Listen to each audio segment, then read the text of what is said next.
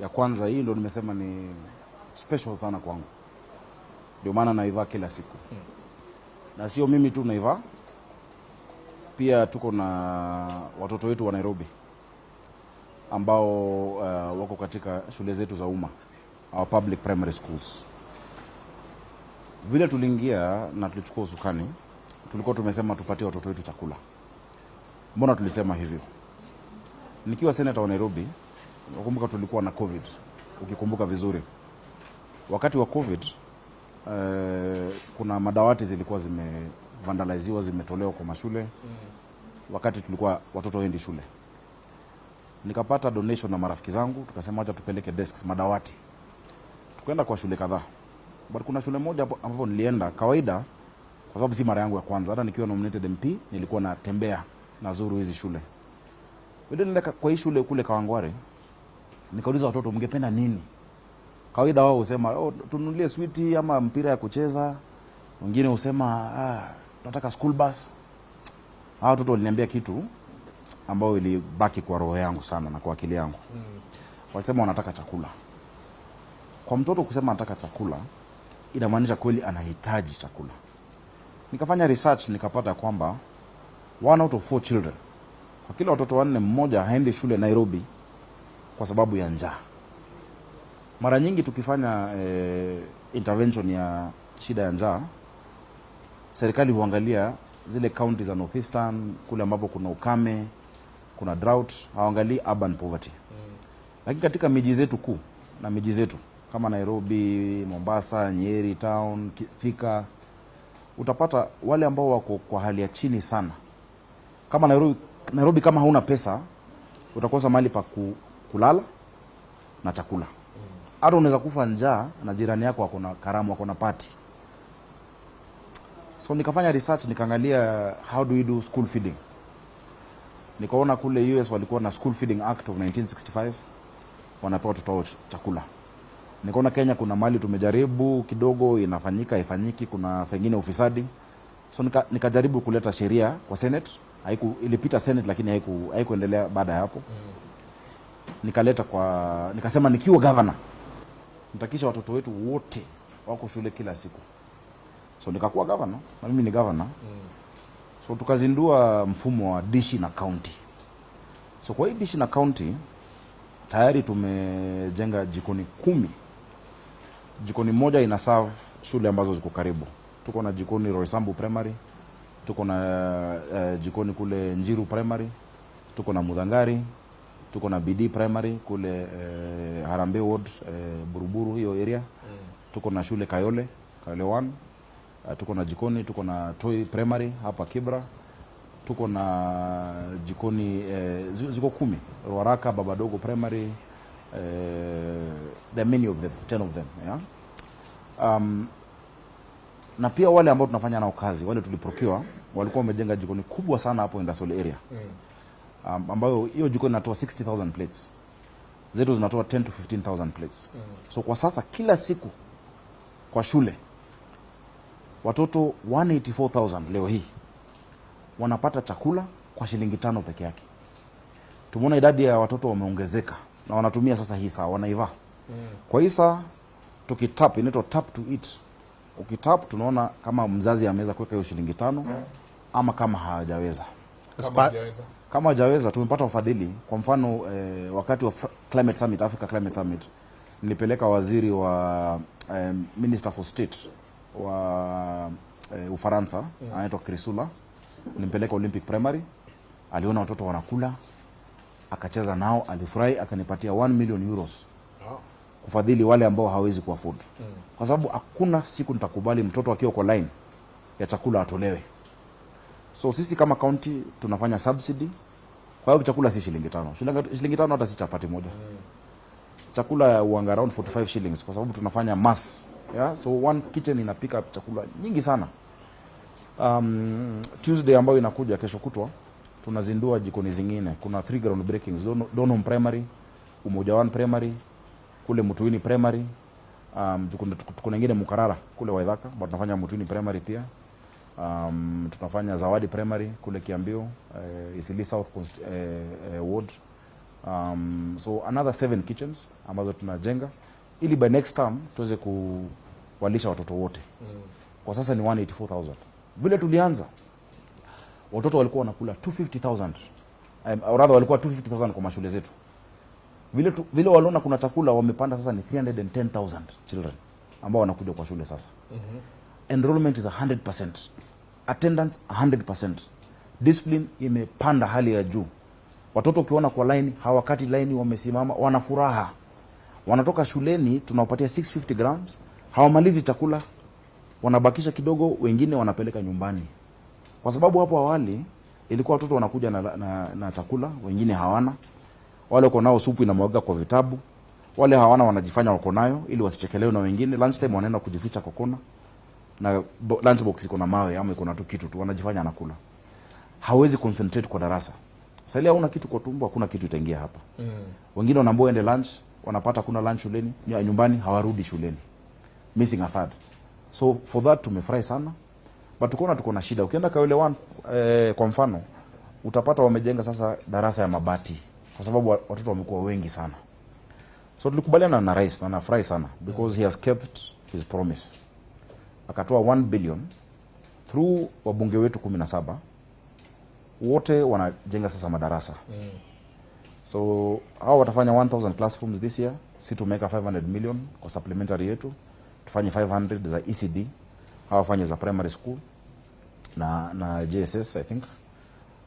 Kila mwaka tutatengeneza darasa zingine 1,500. Juu shida imekuwa Nairobi. Kwa population yetu kubwa na constituency 17 tumekuwa tuna shule 210. Maeneo mengine ukiuliza wabunge, utapata mbunge kutoka kaunti nyingine ako na shule 100 ama 70 ama 80 kwa constituency moja. Rais alituambia akiwa mbunge Eldoret North alikuwa na zaidi ya shule 154 kwa one constituency. Kwa sababu from the 90s Nairobi hatukuongeza hizo shule because of poor planning. Na ndio maana sisi tunafanya saizi Nairobi Vision 2050. Because in 2050 Nairobi itakuwa na watu milioni 10.5. How will you take care of those people? Wataishi wapi? Watakula nini? Watapata maji wapi? Hata kwa sasa mambo ya maji tumezingatia kabisa. Na nitazungumza juu ya hayo. Lakini kwa elimu kuna mambo ya dish na county. How sustainable mheshimiwa? Extremely. Itakuwaje mwaka moja, miaka miwili, hadi miaka 5? Utaweza kushikilia hadi Yesu arudi. Kwa sababu what we are doing, tumeweka sasa regulations tumepeleka kwa county assembly ya Nairobi. Hizo regulations zitatupatia a governance structure. Kuwe na board ya school feeding ambao tutaweka Waihura, Mike Njenga, tuweke mtu wa Safaricom, private sector. Tuweke auditors. Tuweke secretariat. Wewe kama Mike, kama unapenda watoto, unaweza tuma M-Pesa 100 ishikilie mtoto kwa siku kadhaa. You can adopt a child for a month. Watu wa Nairobi na Wakenya ni watu wazuri, wana roho nzuri, wanataka kusaidia. Ni vile hawajaambiwa utasaidia vipi. So with the good heart of Kenyans. Na pia si mnatulipa ushuru. Because so far mimi nimeka 1.7 billion. Kuna ile ya kujenga hizo jikoni ilikuwa 500, tumejenga 10 tayari. Zinaonekana ukiziangalia jameni. Naomba tukifungua ile baba dogo, mheshimiwa hapo Kajwang alikuwa anasema wow, is this a government building? Na ni aibu sana sasa kwa shule zetu the best building ni jikoni. Ni kama watu wanakuja kula sio kusoma. Lakini governor, hebu nikuulize. 1.7 billion shillings. Unaona nimekuangalia sana. Yes. Umeona hivyo? It is important. 1.7 billion times 5. Times 5 years. Times 5 years. Yeah. That's around 9 billion. Around 9, yeah. Less than is it worth kupatia tu watoto food? No, nauliza. Hili ni swali. Sawa. Because you have 17 constituencies. Yes. Kwani build classes bwana? Si kwa sababu nimeangalia, nimeuliza, nikasikia unawapatia maharage na mchele. Mchele, maharagwe, saa zingine kuna sio minji inaitwa aje? Kama ndengo sawa. Ration. Dengu sawa. But for 9 billion shillings, ungefanya nini? Kwa awamu yako. Kwa sababu wengine wanasema, wacha nikusomea hapa. Kuna mmoja ametuandikia. Busikiza swali liko hapa. Kuna watu wanakosoa mpango wako wa kulisha wanafunzi hapa jijini Nairobi. Wanadai kuwa hitaji kubwa la wanafunzi ni miundo msingi na kupendekeza pesa hizo zitumike kufanikisha hilo. Kwa mfano, like building classes. Wanadai kuwa mradi huo ni wa kibinafsi wa kutaka kukunufaisha kisiasa. Sasa hawa ambao wanaokosoa utawaambia nini? waendelee kukosoa. Kama hujailala njaa, hawezi elewa ile furaha wa mama wetu na hata wa baba wazazi wako nayo. Kuna hasla ambaye ni mtu wa mjengo ama mama wa kufua, akitoka hajui kama atapata hiyo kazi ama hatapata, lakini kila siku anajua at least mtoto wangu atakula. Hata stress umepunguza ya huyo mtu. Human capital development, asset yetu kubwa kama taifa ni watu wetu, na kubwa haswa ni watoto wetu. Tukijenga hiyo miundo msingi na kuna mtu akuja kusoma hapo, nani atasoma? Feeding children, hiyo I think hata ni kazi ya Biblia inasema James 1:27, true religion that God considers blameless and praiseworthy is taking care of widows and orphans in the time of need and keeping yourself from being polluted by the world. Hakuna kitu muhimu zaidi kuliko kuangalia watu. Hiyo hata nafikiri ni zaidi hata kuliko barabara. Because hawa watoto wetu, tutajenga barabara na kama hakuna watu, who will do it? Lakini swala ni governor watu wanakuuliza. Yeah. You know 9 billion. Kwa sababu watakuuliza hilo 2027. Ya kwamba kwa nini hukujenga madarasa ama equip hospitals? Because sum total is 9 billion shillings. Budget yetu ni 42 billion kila mwaka. 42. Hiyo 9 unasema ni miaka 5. 1 out of 42 billion for our future is the best investment you can make. Yeah? 1 out of 42 billion. Our budget is 42 billion per year. Na pia bado nimesema tunajenga hayo madarasa. Nimesema pia tunajenga miundo msingi. We can do both. We can chew gum and walk. Si ati tukilisha watoto hatuwajenga madarasa. In fact, kwa miaka 10 Nairobi hii, bursaries zile ambazo tumepewa watoto wetu, unajua imekuwa pesa ngapi? For 10 years. Tumekuwa na magavana. Kulikuwa na governor Evans Kidero, kumekuwa na Sonko, kumekuwa na Kananu, kumekuwa na NMS, General Badi, kumekuwa na hata speaker Elachi alishikilia kwa muda. In 10 years walitoa bursary ya bilioni 3. So you are the 8th in government. 1 year imekuwa na mambo mingi. In 1 year tayari nilitoa 1 billion kwa bursaries. Bursaries ilikuwa 4 million per ward, natoa 7.5 million. Siku hizi Nairobi watu wanapata bursary first term, second term na third term. Hakuna kaunti nyingine kuna hiyo. The first term wanapata 2.5 per ward million. Second term 2.5 per ward million. Third term 2 million. Saizi tuko na 104,000 children ambao wanalipiwa bursaries. Niko zaidi ya hiyo governor scholarship 3,600 children na plus 1,500 mwaka huu ambao wanalipia form 1 hadi form 4. Nimewapatia school fees. Kazi ya mzazi ni mawaidha tu. Mambo yote mengine tumechikilia. You want to tell me that's a bad investment? It's the best thing you can do for our children. That is the future. Hawa watoto hata sasa ukiona kwa barabara, siku za shule hakuna watoto. Wamepungua wanaenda kwa shule. Wengi watakuja shule kwa sababu ya chakula. Lakini wakiwa hapo wanapata maarifa. That is the best investment. If you don't do it, Nairobi hii in 5-10 years wale wakora watakuwa kwa hii mji. Watakuwa wengi sana. Education is a equalizer. Wengi wetu na watu wengi nawajua wako mahali wako kwa sababu tu ya elimu. Many people didn't know your dad, Waihura. Or Mike Njenga. You're where you're sitting because somebody took a chance on you. Ukaenda shule. Na labda kama hukuzaliwa Nairobi, kule nyumbani kuna social, kuna community, kuna harambee mingi zinafanywa watoto. Huku mji jameni, shamba ya mawe. Kila mtu ako peke yake. Kila mtu anatafuta unga. Okay. So the government must take care of its people, and that is one of the programs I'm most proud of. Na ingekuwa ni siasa, 9 billion I can do many things ya kunifanya kuwa popular. Yeah? 9 billion ningesema wacha nigawe watu pesa. Nitengeneze kafani tu ya kupea watu wafurahi. Watoto wapigi kura. Hawatapiga kura in 5 years. Singekuwa hasra fund. Hiyo ni mradi ya national government, sio yangu. Na sababu singekuwa county government hasra fund. Sisi tuko na biashara fund. Na biashara fund yetu regulations sasa zimekuja. It's a very good model. What has happened? Tulisema banks, na hata leo nimezungumza na rais tukila lunch tukitoka kanisa. Akasema be careful, tupange mzuri ili banks to regulate vile wanapeana. Kazi ya bank ni kupeana loan, si ndio? Kanatigu. Niko kanatigu. Sasa ni kwa dia tukiangalia interest tuipunguze hiyo single digit na tu guarantee hiyo loan with 100 million shillings wanatupatia 1.5 billion. Na hiyo 1.5 billion tunatafuta tungia hapa Roysambu. Tunajua hii biashara ni ya Mama Njeri. Hii ni ya Mama Wafula. Tunajua anafanya biashara tayari. Huwa kuna kinyozi. Huyu kuna bodaboda. We fund those existing businesses to grow. That is the model we want to employ in every constituency and every ward. We must try with our people. Because ni pesa ambayo tunatoa. Na wale wako nayo wajue, if you don't take care of these people, let me tell you, wakikosa kitu ya kula watakuja watukule. We must take care of these people. So it's an investment ambao mimi I'm so proud of it. Jamani, one day I invite you. Okay. Simuko Dennis Prit and then St. George's Primary. Uangalie tu hawa watoto. Hata ukiwa na stress. Unakula hiyo food? Hiyo chakula ni tamu. Have you eaten? I eat. I eat with those children. I wish nilikuwa not for cameras. I go so many times, more than the ones you've seen, because I don't always go with a camera. Sasa niko kwa ofisi naambia watu ngojeni ni saa 8. I mean midday darudi saa 8. Okay. I just drive myself. I go to a school. Nakaa na watoto tunacheka, tunakula. Okay. They are so happy. But the most important thing unajua nini? Those children feel loved. Okay. Ati kuna serikali inawajali. Kuna mtu, mimi watoto wangu wanakula chakula nyumbani. Watoto wako labda. But kuna mzazi amefikiria mtoto mwingine na anakula kila siku.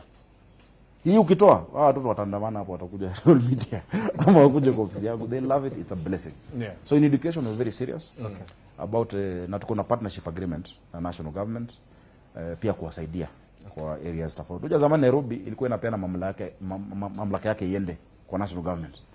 Sasa hizi sisi tunaomba hapana, hii wacha tuwasaidie, we can do this better and it is working. Na lazima iwake. Leo katika pale mlipokuwa na rais, ulitoa declaration. Ukasema kulingana na uchumi na mahali Nairobi inaelekea, haitakuwa hatuna mashamba ambayo tutaweza kuwa tukijenga. Ukasema twende juu. Watu wengine wanasema hii ni roadside declaration.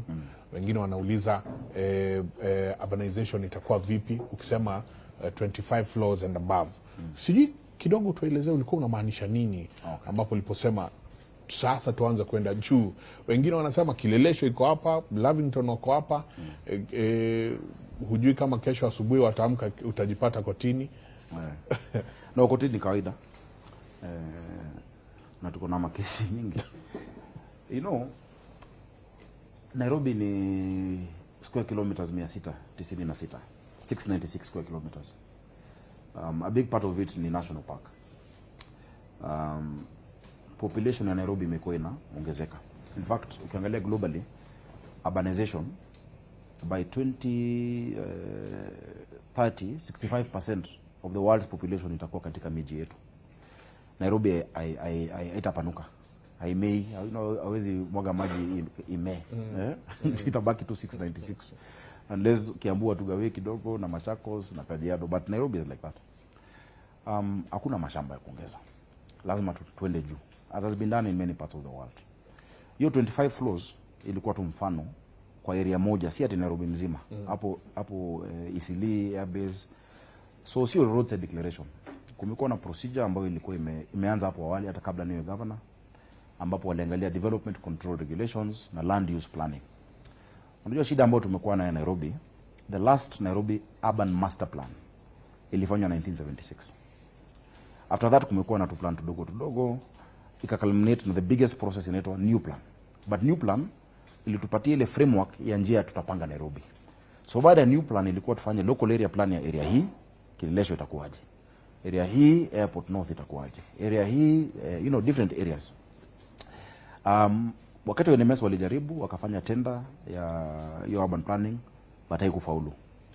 Sasa tumepata hela $60 million through what we call Millennium Challenge Corporation, ambaye sasa watatusaidia tufanye localized area plans.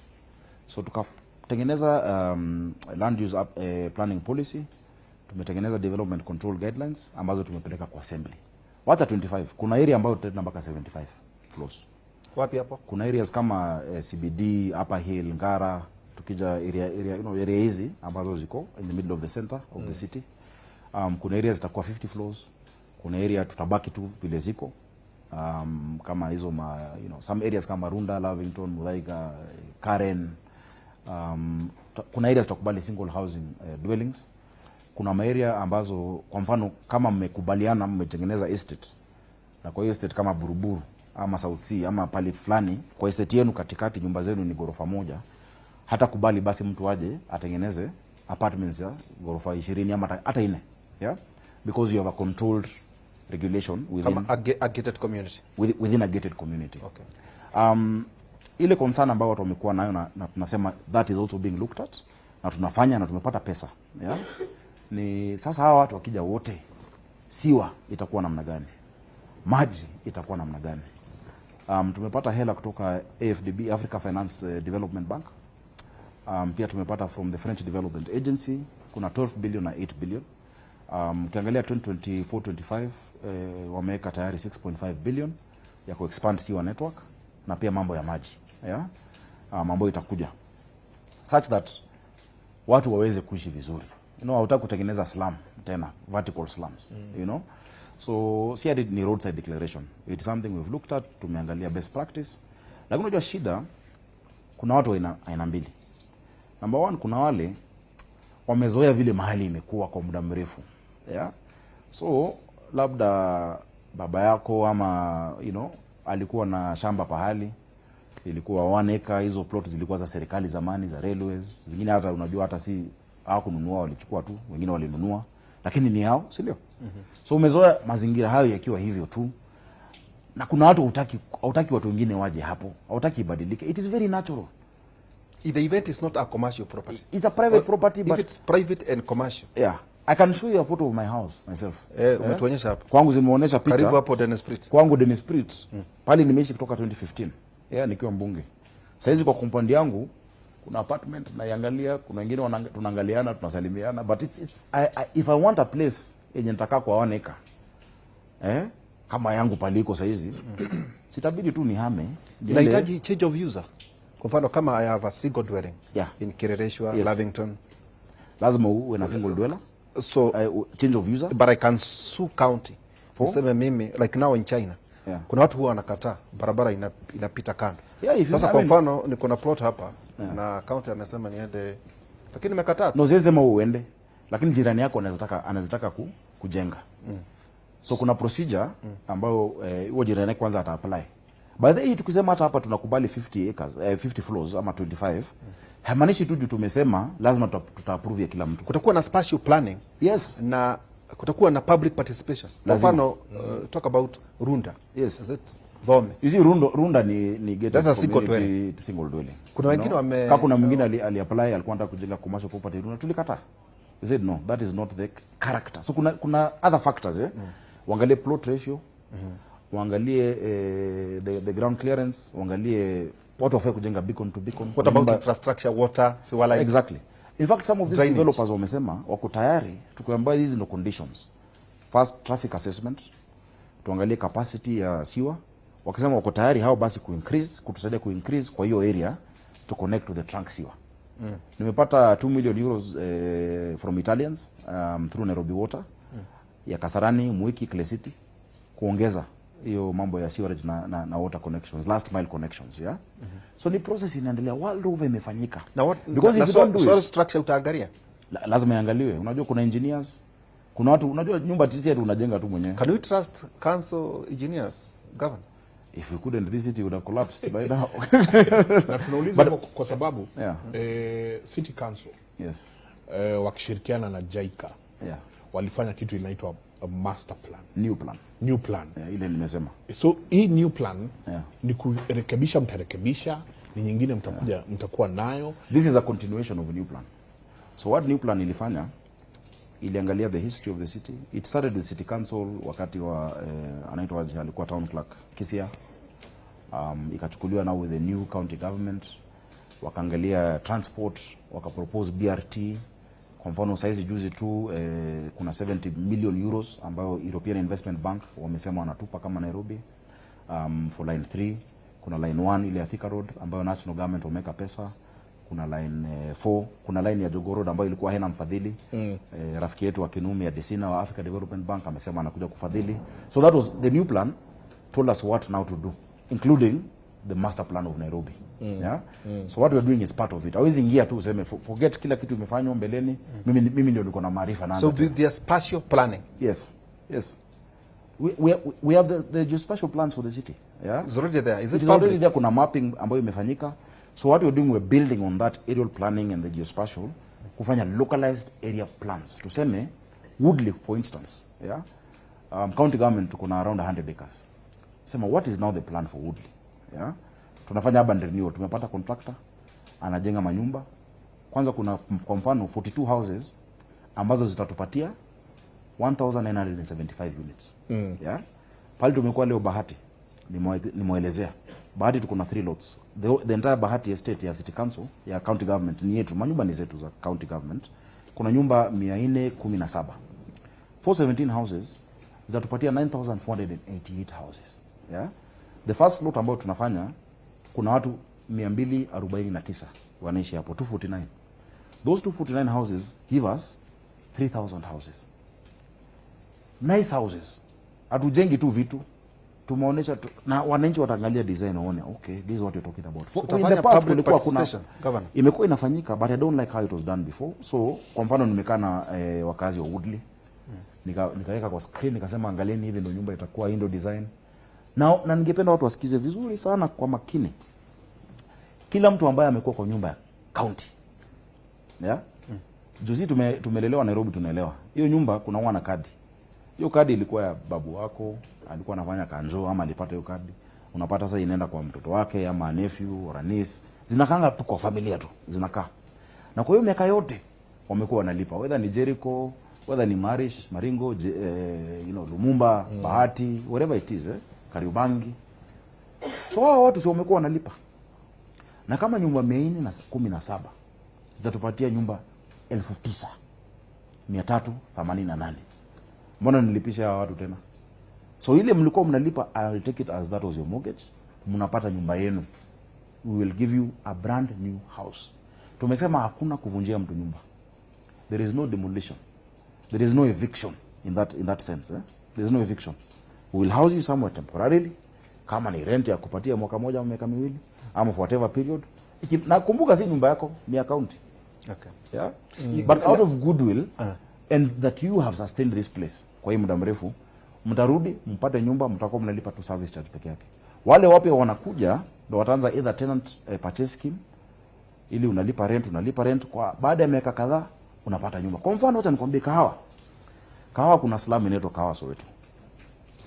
Ni slum duni sana, ni mbaya. Na hiyo jina tunataka tuitoe. Kwa sababu niambie, imagine unakaa kwa nyumba size ya hapa, hata hii ni kubwa sana. Kati ya wewe na watoto wako ni bedsheet inawazuia. Hiyo ni mali ya hadhi ama heshima. Alafu asubuhi bibi yako kwenda kuoga, anaenda huko, kuna line, kuna wanaume huko, kuna nini yako na towel. It is not dignity there. Lakini governor, iwapo huo mradi hutakuwa umekamilisha. So ile mfano nilikwambia na usiwe governor 2028. Yule atakayekuja labda baada yako aseme tupilia bali hii ilikuwa potelea mwingine. Asidhani mtu kama kwanza, sidhani ati kwa sababu hayo unayoyataja utayakamilisha kabla ya uchaguzi. Yani 18 months, 36 months. Na hata leo nimepatia rais mfano. Naambia kwa mfano hiyo Kahawa Soweto. Hizo nyumba ni 817 houses only. Tukiwajengea one development hapo committee in less than 36 months. Okay. Tunaweza kutoa hiyo slum yote. Watu waingie kwa hizo manyumba, alafu hapo tujenge. It is very possible. That's why nafurahi ile kazi anafanya because tena huyu jamaa tu wa AFDB ananiambia, rafiki yangu, ananiambia Sakaja, nyinyi wa Kenya mtaamua. Hamwezi kuwa number 1 kwa marathon na pia number 1 kwa slums. Mchague mmoja na najua atachagua slums. It has been done before. Look at Kigali, Rwanda imefanyika. Yeah? Na sasa rais kuna pesa. We have more than 30 billion kwa housing fund, you know. So hii urban renewal yetu ya Nairobi, we are doing 6 estates na tutapartner pia na national government. Ni jambo la muhimu sana. Na zaidi ya hiyo, kazi ambayo vijana wetu wanapata. Okay. Hizo nyumba zinajengwa na nani? Hizi madirisha hapo Thika Road katikati ya Mathare Mental na Utalii. Hiyo shamba mnaona hapo, najenga county aggregation industrial park ambao naleta machines, common user machines ya kujenga milango, dirisha, you know, all this furniture. Kutakuwa na showroom, mnaangalia, unapita, unachukua. These things we are sitting on hizi zimejengwa na vijana wetu. These are not imported. Hizi ni vijana wetu wa Nairobi wametengeneza. Wale vijana wako Ngong Road, wale wako Kamkunji, wale wako Huruma, yeah? Wale wako Landis Road. They have the ability, hawajaipatiwa nafasi na hizo machines za kuchonga sasa details. Sasa una import kitanda kutoka USA. Sasa kwa haya yote, taka jiji na so, kwanza hiyo umeelewa kwanza nimeelewa lakini hatujamalizana vizuri. Tumalizane kwanza, unajua ni muda. Okay. Kuna taka. Yes. Tatizo everywhere. Tatizo kubwa imekuwa hivi. Kwa mwaka mmoja na nusu tumekuwa kwa ofisi. Tuliangalia what the problem had been. Watu ambao hufanya kazi ya kuokota takataka Nairobi yetu walikuwa wachache sana. Mara ya mwisho wao kuandikwa ilikuwa in the 80s. Yeah? So unapata mahali kama Embakasi East, kutoka Mihangu, Utawala, mpaka Donholm, mpaka Chokaa, kuna wamama watatu pekee na tayari wanaenda kuretire. Ndio walikuwa wafagie hiyo area yote. So the manpower was not there. Alafu mambo ya taka ikakuwa tu sasa ni biashara. Unalipa mtu pesa juu ya ile kilo unaleta Dandora kwa dump site. Tukasema lazima tubadilishe. Kwanza tulifanya tukaandika vijana kazi 2500 wameingia kazi inaitwa Green Army. Na kama unaishi Nairobi najua umewaona. Kila siku wako kwa mitaro yetu, wanachimba mitaro, wanafungua, wanatoa takataka, zinachukuliwa na lori zetu. Tumenunua hizo malori pia, equipment tumenunua na tunazidi kuongeza. Such that we can have a system. Kila siku tunajua, mimi nikiwa mtoto nimezaliwa hapa Tungara, yeah? Tulikuwa na ile inaitwa Kamero. Ilikuwa inakuja siku 2 kwa wiki. Tunajua takataka tunatoa Thursday na tunatoa tena Tuesday kwa sababu ya weekend. Yeah? Kabla hizo siku tunaweka ndani. Na pia sisi watu wa Nairobi tuwe na responsibility. Kuna siku niko mahali kwa soko, acha niseme ni wapi, sasa watu wanaonea.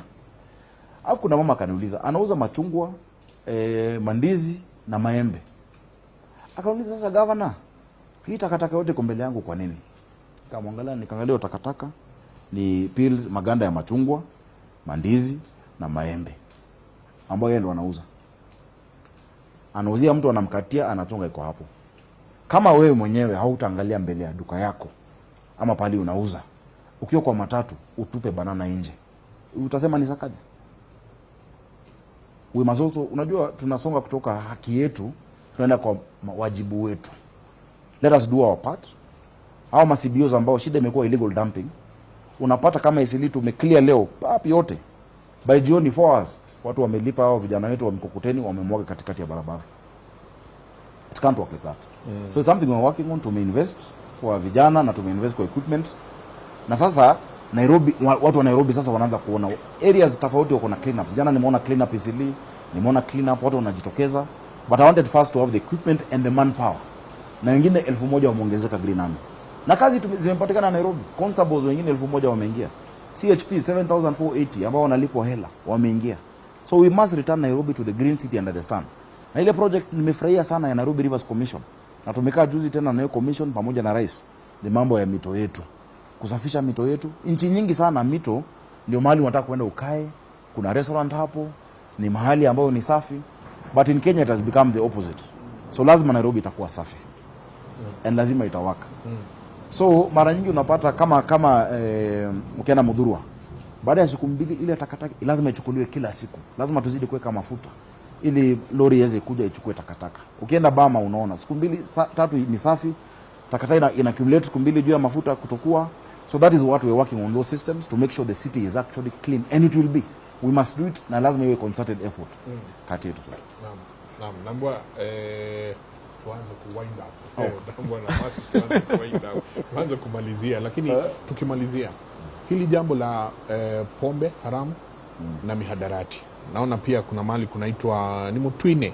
Yes. Wamepiga kelele sana, wanasema madawa ya kulevya huko yamekuwa ndio jambo la kila siku. Je, tukimalizia, manake ni kumalizia tunamalizia, madawa ya kulevya na pombe haramu, sijui wewe kama gavana wa Nairobi unapigana na hili jambo namna gani? Tumekuwa tukiona deputy president pia ako katika hii harakati, wanasaidiana kivipi? Kuna jamaa anaitwa, alikuwa carpenter kule Dagoretti South, anaitwa Dan, amekufa juzi. Kuna ndugu wawili ambao naona wanazikwa Tuesday. Kuna Njoroge na Kamuyo, ni brothers kule Waithaka, wamekufa. In fact last week kulikuwa na matanga kila siku katika Waithaka na Mutuini. Kuna jamaa anaitwa anaitwaje, nickname yake najua anaitwa Ferguson. Pombe. Kuna kesi hizo Roysambu. Sumu, tusiite hata pombe, ni sumu. Illicit brews. Na ningependa wasikilizaji wetu na wale wanatazama tujiulize swali. Kwa nini Nairobi ni areas fulani inafanyika na area ya Mlima Kenya? Na lazima tuanze kuangalia on top of wale wanauza. Juu kuna mambo sisi tumefanya kama county. Zinatoka wapi? Hizo factories zinajulikana. Kuna zile zinafanya kazi ya kawaida. Kazi ya basi mbaya, ya? Na tumetoa zoning guidelines ya unaweza uza wapi na uuze saa ngapi na uuze nini. Lakini hii sumu ambayo inaua. Ya? Where is it coming from? Mlitoa idhini juzi wines and spirits ambazo ziko kwa bus terminus. Na wines and spirits mingi zinabadilika zinakuwa bar. Ni wine and spirit unajua inafaa kwenda mahali unanunua, unaenda kama unataka kwenda kwa bar unanunua, unaenda unatumia nyumbani. Unapata mtu ameweka kiti moja leo, kesho kuna viti viwili, tena kuna muziki, inakuwa full bar. Hizo tumepiga marufuku. Wala wanauza hiyo sumu, tumekubaliana na polisi wetu na chiefs wetu, we're going to eradicate it. In Mutuini kuna mahali hapo inaitwa Jua Kali grounds. Nyuma ile soko ambayo tunajenga Mutuini. Na tunajenga masoko mingi. Juu watu wetu ni watu wa kufanya biashara. Na kama county tuna support biashara. Tumekuwa na maombi juzi Nyamakima juu ya biashara. To support it. Lakini hata tukijenga hiyo soko, tukaambiwa kuna vijana hapo around 300 hivi wako addicted to heroin. Na wanakueleza kuna gari huleta hiyo heroin hapa, inakuja siku hii, inakuja siku hii. Ukiulizana unasikia kuna kigogo fulani. Tunaomba kweli wananchi tushirikiane. We want business to go on. Tunataka kama uko na business ya bar ama restaurant, fanya vizuri na uuze kitu nzuri. Hii unataka utajiri at the expense of people's lives. We will not allow it in Nairobi. Na hiyo vita lazima tushirikiane. Lazima tushirikiane. We will not allow. And it is very unpopular politically. Unajua kuna wao watafanya vitu ya siasa. Hiyo si popular kwa siasa. But I will not allow us to lose an entire generation of Nairobians. Kasarani tuko nayo shida kubwa sana na nafurahia na MC wangu Sam Kago. Naam. Na MMCs wa hapo, akina Heho wa Njiru. Yeah? Akina Karis wa Ruai. You know, akina Samora wa hapo Clay City. Wanafanya hata Jasho ambaye amekuwa na shida. Wanafanya kazi nzuri. Yeah, Roysambu the same, kina Clemo, you know, kina Dionysius. They're doing a good job. Our liquor board, kina Nyangi, wanafanya kazi nzuri sana. But we find political interference. So tumesema hata kubali interference. But we must protect our people. Na lazima niwaambie asante. Na tunachunga biashara. Unajua time imeenda. So mnafaa mnitange. Kwanza ambia kama Kang'ethe amenitupa sana. Huyo governor 48. Itafiki. Anite pia nije tuzungumze because Nairobi is important but lazima i work. We must make Nairobi work. Wiki ijayo lazima tukupange huko governor 48. I'm always available. Asante sana. Nashukuru sana. Turekelea huko. Na Wakikuyu waliokupigia kura nyumba ni thegurege ni urata wanyu. Asanteni sana for that brotherhood and that friendship. Na pale tunafanya kitu vibaya mtueleze. Asante. Na pale tunafanya pia vizuri mweze kutueleza ili tuweze kuimprove. No one is perfect. And we're all doing our best for people. Asante. Asante sana. Nĩ ngatho nyingĩ mũno tũkũrĩkĩria hau njamba ya wĩra nĩ njũĩ rũciũ wĩkwo rũcinĩ tene. Rũciũ thĩinĩ wa tabarĩra itũ ya Kĩmũrĩ tũgakorwo na Professor Peter Kagwanja na ndagĩtarĩ Kabinga wa Cira wa Thayũ na tũkarora maũndũ marĩa marathiĩ na mbere thĩinĩ wa thĩ na gũkũ bũrũri-inĩ State of the Nation. Asanti ngatho nyingĩ mũno inyuothe mwakorwo mũgĩtũtũmĩra SMS yanyu inyuothe mwakorwo mũkĩaranĩria na ithuĩ tũtikuongerera kana tũrutarute tuma na Governor Sakaja mamwĩtaga ithe wa Mbũi. Nĩ ngatho nyingĩ mũno ithe wa Mbũi nĩ njũĩ no tũgũthiĩ na mbere na gũkorwo tũkĩmwĩta na we Governor ũrĩa ũngĩ wothe ũkwenda gũkorwo ũkiunanĩra njũng'wa na ithuĩ twĩ tayarĩ gũka na tũmenye ũrĩa kaunti yaku ĩikarĩte. Mũrarie thayũ rũciũ rũcinĩ mũgĩũkĩra gũthiĩ na mbere na mĩhang'o yanyu mũngĩrora magũkumia nake Jehova Ngai amũrathime. Ndĩmũcokie studio kũrĩa nake Wangeci etayarĩ mũno gũtũhe mohoro kuma metha-inĩ citũ cia mohoro.